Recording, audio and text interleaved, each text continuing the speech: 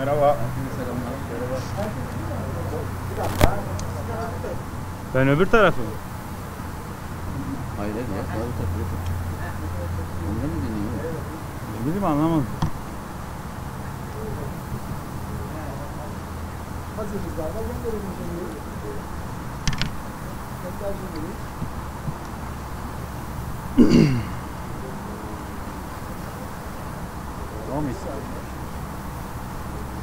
Talk loud, please. To you or to them? To this? Bir adım şu tarafa doğru alın. One step left, please. Arkadaşlar hepiniz hoş geldiniz. Derbi öncesi Joshua King bugün bizlerle birlikte. Öncelikle genel bir değerlendirmesiyle başlayacağız. Hem takımın durumunu hem bu derbi karşılaşmasını. Sonra sizin sorularınıza geçeceğiz. First you can start talking about the general situation of the team and the preparations of the derby match, then they will make questions. Okay. No, of course we had a great win the other day after getting a defeat against Trabzon and the week after that as well, and it's important to bounce back. And we know the game coming up on Sunday is a derby.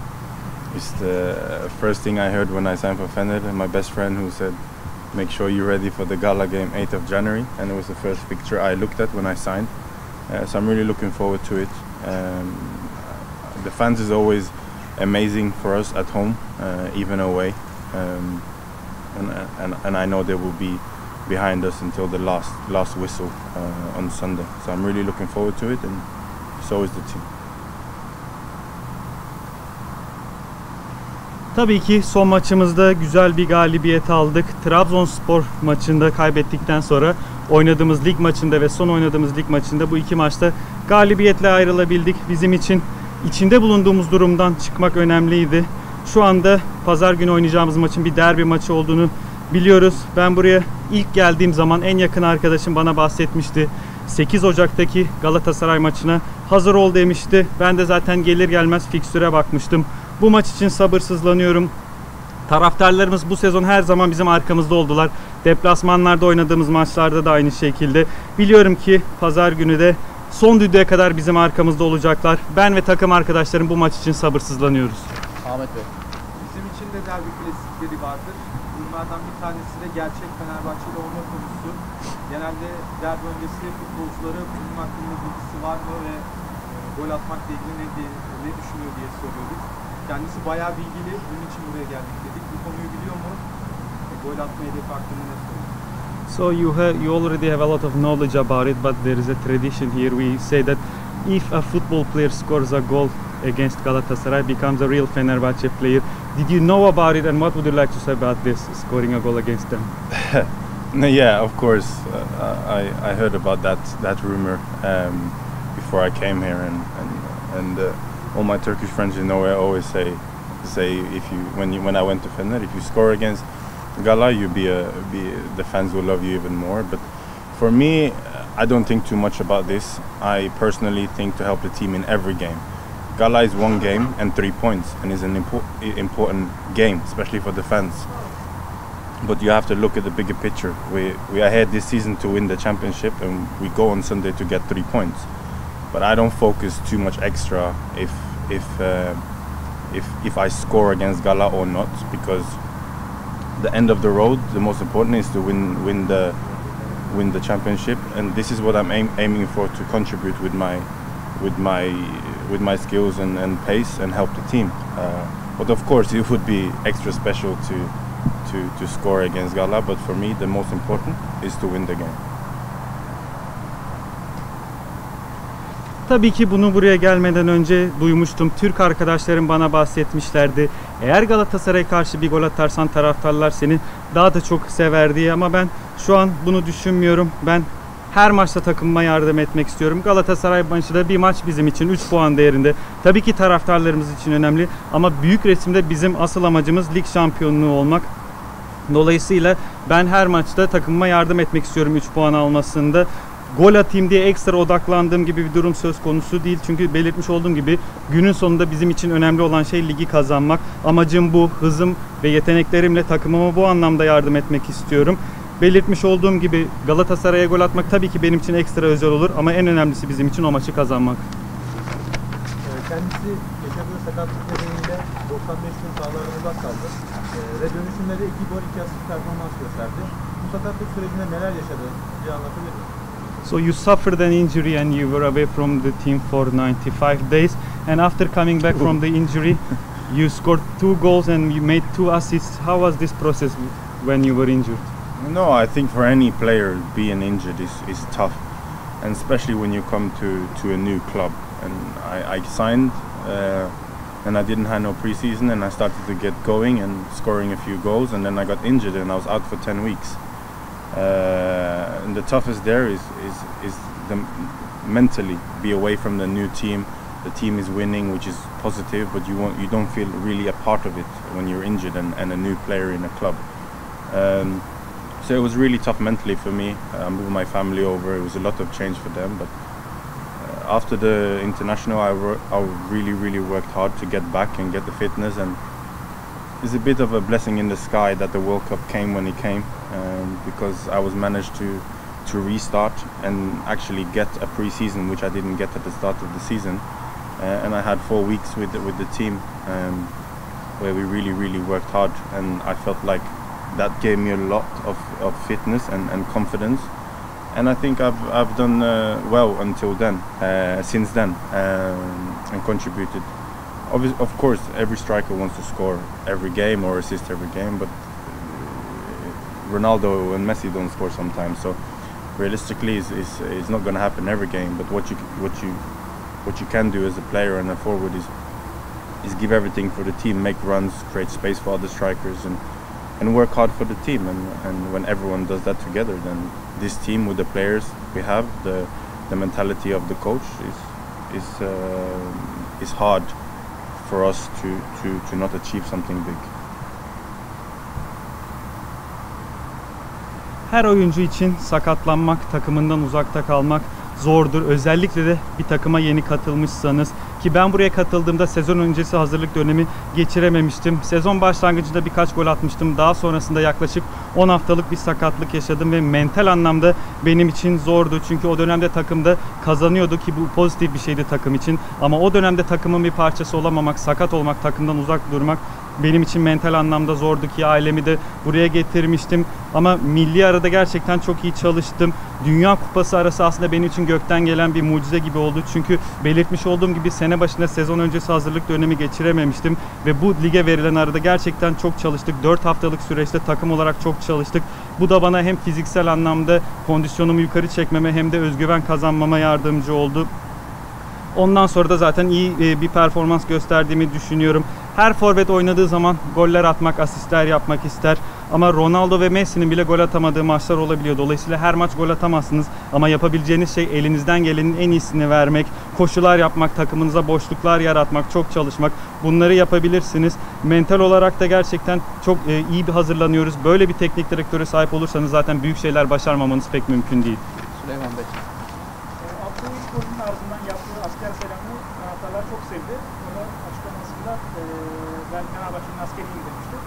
Taraftarlar Mert Hakan Yandaş'a da komutan diyorlar. O zaman merak ediyoruz takımın generali kim? Bir de selamını biraz daha açarsa, Galatasaray maçında da yapacak mesela, gol atarsa. So after you scored your first goal for Fenerbahçe, your celebration was a soldier salute, and the fans liked it a lot. And now they call Mert Hakan as the general of as the commander of the team. So who is the general of the team? And could you describe us a little bit more about the celebration? Will you do it again if you score against Galatasaray? Yeah, I don't know. I go with the feeling, of course, but I have never ever celebrated like this before I came to Gala, and it was more something that just came to me as a feeling, because I felt like the fans on Instagram, in media, just the Fenerbahçe fan was something I never felt before, and I felt like I wanted to repay them. And after I scored my first goal, I didn't plan or anything, I promise, and it just came to me, and I felt a bit like a soldier wanting to do everything I can in my power, as long as I'm on the pitch, to put a smile on their face. But no, if I score against Gala, I'll probably do the same celebration, but let's see. Aslında o an içimden gelen bir şeydi bu. Daha önce yaptığım bir gol sevinci değildi. Daha çok belirtmiş olduğum gibi o an içimden gelen bir duyguydu. Çünkü taraftarlarımızın göstermiş olduğu ilgi, bunu daha önce hiçbir yerde görmemiştim ve onlara bir şekilde bunu geri ödemek istedim. Ama belirtmiş olduğum gibi o gol sevinci planlanmış bir şey değildi. O an kendiliğinden çıktı, çünkü o an kendimi bir asker, her şeyini, bütün gücünü ortaya koymaya çalışan bir asker gibi hissettim ki taraftarlarımızın yüzünü güldürebileyim. Galatasaray'a karşı gol atarsam muhtemelen o sevinci yaparım diye düşünüyorum, henüz planlamadım. Buse Hanım. Kendisi 0.60'lık bir gol ortalamasıyla kariyerinin en formda dönemini yaşıyor. Bununla ilgili neler söyleyeceksiniz? So you are having the best performance of your career. You have an average of 0.67 goals per game. What would you like to say about this? No, I'm feeling good. First of all, I'm playing in a great team with great players. We have a manager who gives us the right tactic, the right structure, and we're working hard every day. And when we go on the pitch, we know what we meant to do in each game. Everything is so detailed. So, of course, and also you have the hard work that we put in training, and when you are fit and worked hard in preseason, which we did after the World Cup, and even before, but I was injured, it's easier to get going. And I'm not saying this because I'm at Fenerbahçe, but when you walk onto the Ultra Stadium at home with the fans, is impossible not to play with your heart. When you see the fans and how much it means to them, you want to give that little extra. Kendimi iyi hissediyorum. İyi bir takımımız var. İyi bir oyuncu grubumuz var. İyi oyunculardan oluşan bir takımımız var. Ve teknik direktörümüzün bize vermiş olduğu doğru yapı, doğru taktiklerle birlikte bunun da üzerine antrenmanla çok çalışmayı eklediğiniz zaman bu zaten kendiliğinden gelişiyor. Biz her maçta ne yapmamız gerektiğini çok iyi bir şekilde biliyoruz. Çok detaylı bir şekilde çalışıyoruz. Antrenmanlarda çok fazla çalışıyoruz. Özellikle Dünya Kupası için verilen arada çok çalıştık. Yazın hazırlık döneminde de takım çok iyi çalıştı. Fakat ben o dönemde takımdan sakat olduğum için uzaktaydım. Bu dediğim şartlar olduktan sonra tabii ki performans sergilemek daha kolay oluyor. Fenerbahçe'de olduğum için söylemiyorum ama özellikle evimizdeki oynadığımız maçlarda bir futbolcunun kalbinden oynamaması imkansız. Taraftarların buna ne kadar değer verdiğini gördükten sonra siz de ekstra performans sergiliyorsunuz. Son iki soru Ahmet Bey. Dün akşam Galatasaray'ın maçı vardı. Maç sonunda teknik direktör biz bir gün eksik dinlendik diyerek bu duruma bir gönderme yaptı. Fenerbahçe'nin ilk bölümde çok yoğun maç trafiği oynadı. Ne söylemek ister? Bir avantaj oluşturacak mı gerçekten bu durumda Fenerbahçe? So last night Galatasaray played a match, and after the match their coach Okan Buruk said that they had one day less to rest. At the beginning of the season also the calendar of Fenerbahçe was very busy. So what would you like to say about this? Do you think that it's an advantage for you? No, I don't think it's an advantage. Of course, an extra day rest is extra when it's 2-3 days. But today they played yesterday. I watched the game with my son, and they have enough days. And also we had an away game far away and travel with the plane, and that's quite stressful. We coming back, and we was in yesterday. We had no day off to be ready for the game on Sunday. So I wouldn't say that should be an excuse. I think they have enough rest. We had enough rest. I know Gala won yesterday because I watched the game, and they look ready and we are ready. So on Sunday we'll see who's the best team. Bunun bir avantajı olduğunu düşünmüyorum. Eğer 2-3 gün fazladan dinlenirse bir takım o zaman evet avantaj olabiliyor. Ama belirtmiş olduğum gibi dün onların maçını da izledim. Oğlumla birlikte izledik. Onların da dinlenmek için yeteri kadar süreleri var ki biz maçımızı deplasmanda oynadık. Seyahat ettik uçakla. Dolayısıyla bizim açımızdan da stresliydi. Çünkü ertesi gün iznimiz de olmadı. Çalışmalarımıza devam ettik. Bunun bir bahane olduğunu düşünmüyorum. Çünkü hem onların hem bizim yeteri kadar dinlenecek süremizin, hazırlanacak süremizin olduğunu düşünüyorum. Galatasaray'ın dün maçını izledim. Hem onlar hazırlar gördüm. Biz de aynı şekilde hazırız. O gün geldiğinde kimin daha iyi olduğunu göreceğiz. Ondan sonra belli olur.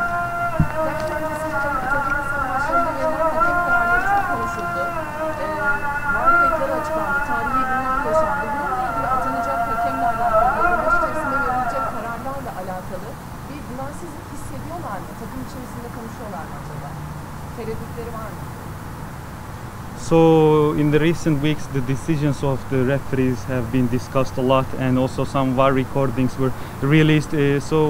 What would you like to say about the referee of the derby? Do you guys as a team have some doubts of lack of trust in this issue?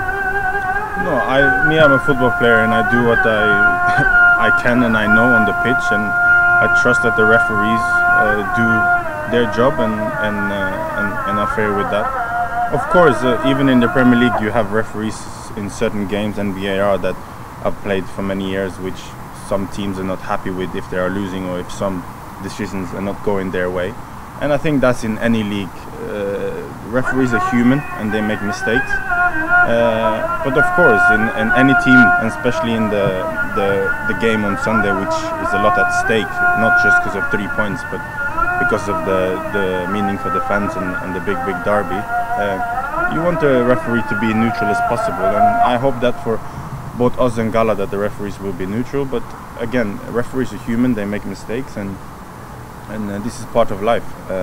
I don't have any complaints about the referees while I've been here because I played in the Premier League before, and I've not been happy with the referees. So this is just a normal thing in football. We just got to accept it. But again, the referees in these games, big derby, a lot of pressure. There's gonna be some tackles and some arguments. This is normal in any derby. The referee have to be smart and be maybe a bit more patient and try and let the game flow. This is what I would say. Ben futbolcuyum. Ben en iyi yaptığım şeyi, sahada yapmam gerekenleri yapmaya odaklanmaya çalışıyorum. Hakemlere güveniyorum. Onlar da kendi işlerini yapıyorlar ki Premier Lig'de oynadım daha önce. Orada da bazı takımlar bazı hakem kararlarından memnun olamayabiliyorlardı kaybettikleri zaman veya bazı kararlar lehlerine olmadığı zaman. Bu tarz şeyler her ligde olabiliyor. Hakemler de insan, onlar da hata yapabilirler. Her maçta hakemler ellerinden gelenin en iyisini yapıyorlar.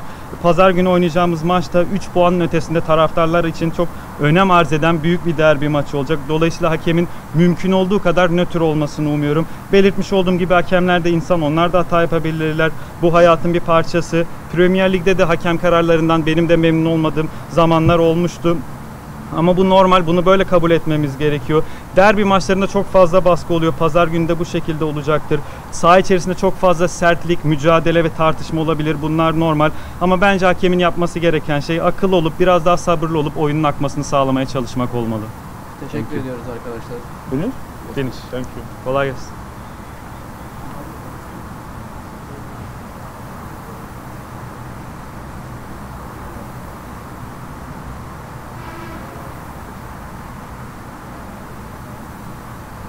Arkadaşlar